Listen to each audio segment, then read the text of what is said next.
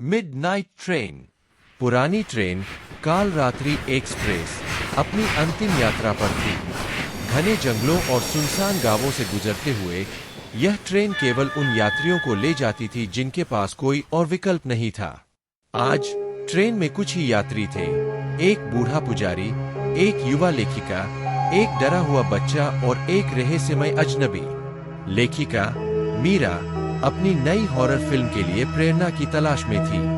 वह एक सुनसान रेलवे स्टेशन पर उतरी थी जहां से काल रात्रि एक्सप्रेस गुजरती थी। स्टेशन का नाम था प्रेत नगर। नाम में ही एक अजीब सी खामोशी थी। ट्रेन के अंदर हवा में एक अजीब सी ठंडक थी और हर झटके के साथ डिब्बे की पुरानी लकड़ी का राह उठती थी। पुजारी अपनी माला जपते हुए लगातार खिड़की से बाहर देख रहे थे, जैसे कि वह किसी अदृश्य खतरे को भांप रहे हों।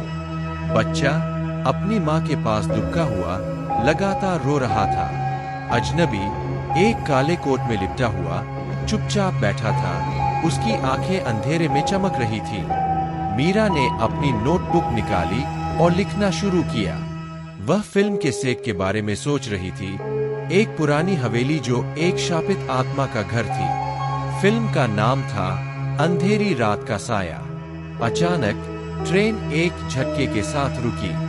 बाहर घना कोहरा छा गया था और दूर से एक अजीब सी चीख सुनाई दी। पुजारी ने अपनी माला रोक दी और डर से कांपने लगे। यह प्रेत नगर है, उन्होंने फुसफुसाया। यहाँ आत्माएं भटकती है। बच्चा और भी जोर से रोने लगा।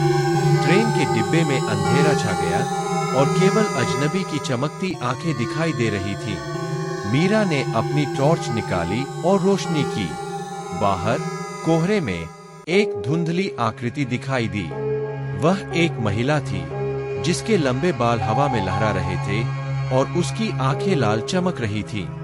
वह ट्रेन की ओर बढ़ रही थी।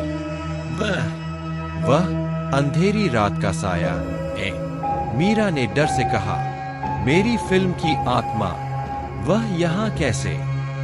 अजनबी ने अपनी आवाज में कहा, यह फिल्म नहीं है मीरा, यह वास्तविकता है।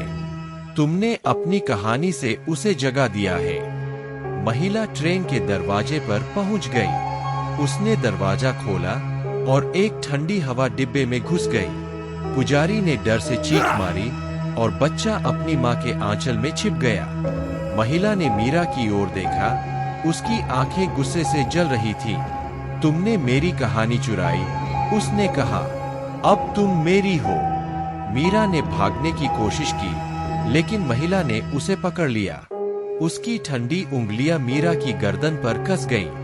मीरा ने अपनी टॉर्च गिरा दी और डिब्बा अंधेरे में डूब गया। अगली सुबह काल रात्रि एक्सप्रेस प्रेत नगर स्टेशन पर रुकी। ट्रेन खाली थी। केवल एक नोटबुक बची थी जिस पर लिखा था, अंधेरी रात का साया, हमेशा के लिए। स्टेशन के बाहर कोहरे में एक धुंधली आकृति दिखाई दी। वह मीरा थी। उसकी आंखें लाल चमक रही थीं और उसके लंबे बाल हवा में लहरा रहे थे। वह अब अंधेरी रात का साया बन चुकी थी। यह कहानी अच्छी लगी हो तो लाइक और सब्सक्राइब जरूर करें।